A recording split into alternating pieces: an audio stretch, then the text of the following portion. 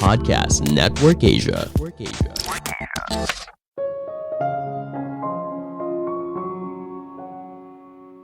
Komunikasi dan bicara itu dua hal yang berbeda loh. Bisa saja kita berbicara dengan orang lain, tapi kita tidak berkomunikasi dengan baik.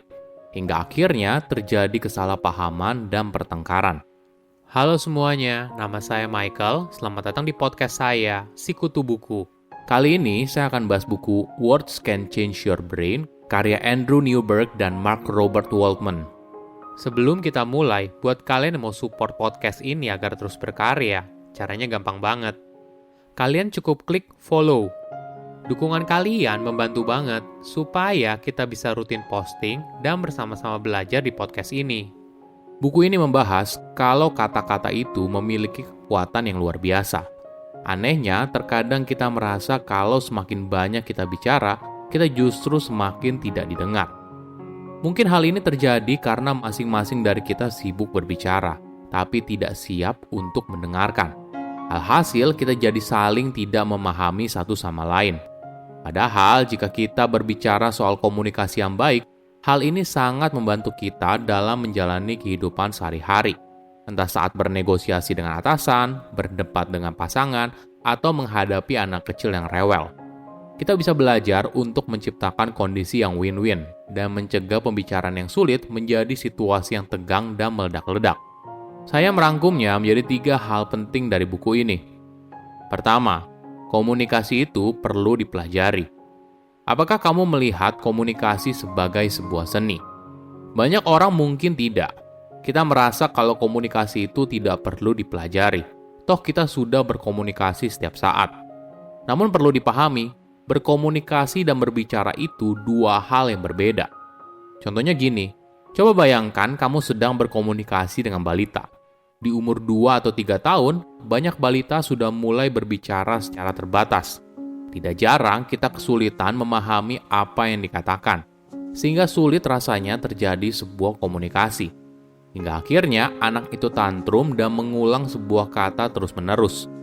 Beda dengan balita, tentunya kita sudah berbicara dengan fasih, namun kesalahpahaman masih sering terjadi. Kenapa? Manusia menghabiskan waktu untuk mengajarkan anak-anak baca dan tulis, tapi kita tidak mengajarkan mereka untuk berbicara. Ketika mereka berusia 12 tahun, mereka lalu sibuk membaca buku dan belajar hal lain. Jadi tidak aneh ketika banyak orang masih berkomunikasi seperti halnya anak 12 tahun. Tapi anak 12 tahun belum tentu punya keahlian untuk berempati dan mengasihi orang lain secara sadar. Padahal 2 keahlian ini penting dalam berkomunikasi, agar kita bisa merasakan apa yang orang lain rasakan dan memberitahu orang lain apa yang kita inginkan. Tidak aneh ketika kita dewasa, kita menemukan orang yang tidak tahu caranya membaca situasi, tidak bisa menafsirkan secara akurat apa yang orang lain rasakan, dan sebagainya. Ketika bicara soal komunikasi, banyak orang salah kaprah. Kalau artinya kita harus banyak bicara. Sebaliknya, kita justru sedikit bicara tapi banyak mendengar. Kita perlu belajar bagaimana mendengarkan secara mendalam. Bagaimana caranya? Mungkin langkah pertama kita belajar untuk rileks. Jadi kita bisa mendengarkan apa yang orang lain katakan tanpa memberikan penilaian apapun. Jadi ketika kamu memberikan tanggapan, kamu lebih sadar dan memilih kata apa yang kamu gunakan. Sebenarnya ini adalah cara kamu melatih mindfulness dalam kehidupan sehari-hari. Kamu bertemu seseorang, mulai berbicara, lalu kamu mengatakan apa yang muncul di pikiranmu secara spontan. Di momen itu, perhatikan emosimu, pikiranmu, dan juga perasaanmu. Biarkan semua itu datang dan pergi, sehingga kamu bisa fokus mendengarkan apa yang orang lain katakan. Jangan lupa juga untuk tarik nafas dalam dan hembuskan, berusaha buat tubuhmu rileks. Ini adalah momen ketika kamu melepaskan penilaianmu terhadap apapun dan fokus di momen tersebut, yaitu mendengarkan lawan bicara. Kamu tidak hanya mendengarkan dengan menggunakan pikiran logis, di mana kamu akan banyak membuat penilaian atas apa yang dikatakan oleh orang lain.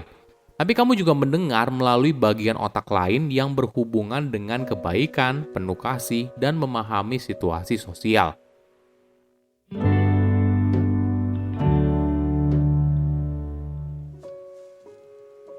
Kedua, bahasa nonverbal bercerita segalanya. Mungkin bagian yang paling penting dalam berkomunikasi adalah memahami ekspresi wajah.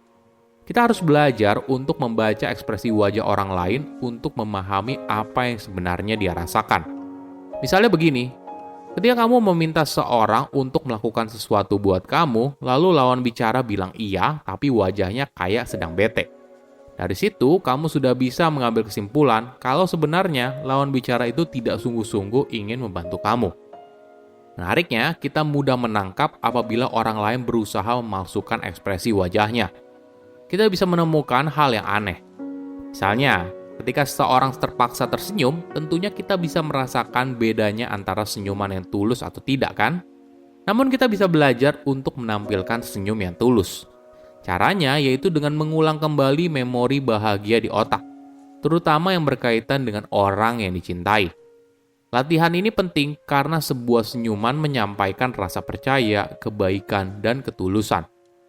Komunikasi yang baik merupakan sebuah hal yang penting yang harus kamu kuasai dalam dunia kerja. Bayangkan ketika kamu harus memberikan masukan atau menegur orang lain. Tentunya hal ini punya caranya tersendiri. Kamu ingin menciptakan suasana yang konstruktif dan transparan. Jangan sampai situasi tersebut malah jadi tidak terkendali dan kalian jadi saling berteriak. Kita harus memahami cara otak bekerja.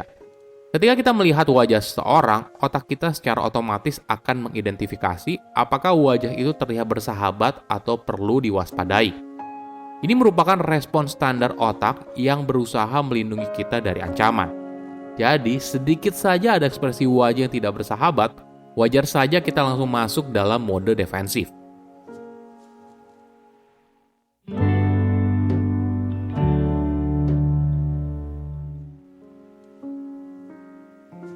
Ketiga, gunakan teknik bicara yang benar. Otak kita merupakan organ yang luar biasa. Kata-kata bisa punya pengaruh yang besar dan pengaruhi pengalaman yang kita alami. Menariknya, cara kita membawakan sebuah kata atau kalimat ternyata punya pengaruh atas apa yang ingin kita sampaikan. Apakah kamu pernah mendengar seorang yang berbicara dengan tempo yang lambat? Mungkin terdengar membosankan, tapi ternyata ada manfaatnya. Tanpa kamu sadari, ketika seseorang berbicara dengan tempo yang lebih lambat, hal ini akan membantu kamu untuk menyimpan informasi dengan lebih baik. Selain itu, orang yang berbicara dengan lambat juga mendorong adanya pengertian, rasa saling menghargai, dan kehangatan. Sebaliknya, jika kamu bicara terlalu cepat, pendengar malah jadi kesulitan mengikuti apa yang kamu sampaikan. Mereka secara otomatis akan menghilangkan banyak kata yang kamu ucapkan. Beberapa hanya mendengarkan sekilas, dan pada akhirnya hal ini akan melemahkan narasi yang ingin kamu sampaikan. Di sisi lain, kamu juga tidak perlu menyampaikan banyak hal. Cukup katakan hal yang singkat, jelas, dan padat. Aturan umumnya adalah jangan bicara lebih dari 20 hingga 30 detik dalam waktu yang sama. Durasi ini adalah berapa banyak waktu perhatian seseorang dalam satu kali waktu. Jangan lupa juga untuk berikan jeda saat kamu berbicara. Hal ini bisa membantu orang lain untuk mendengar dengan lebih baik, sekaligus bisa sebagai cara untuk menekankan poin penting yang ingin kamu sampaikan. Saya undur diri, jangan lupa follow podcast Sikutu Buku. Bye-bye.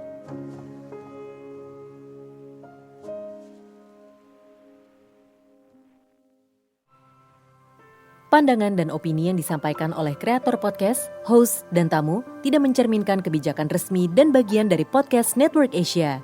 Setiap konten yang disampaikan mereka di dalam podcast adalah opini mereka sendiri dan tidak bermaksud untuk merugikan agama, grup etnik, perkumpulan, organisasi, perusahaan, perorangan, atau siapapun dan apapun.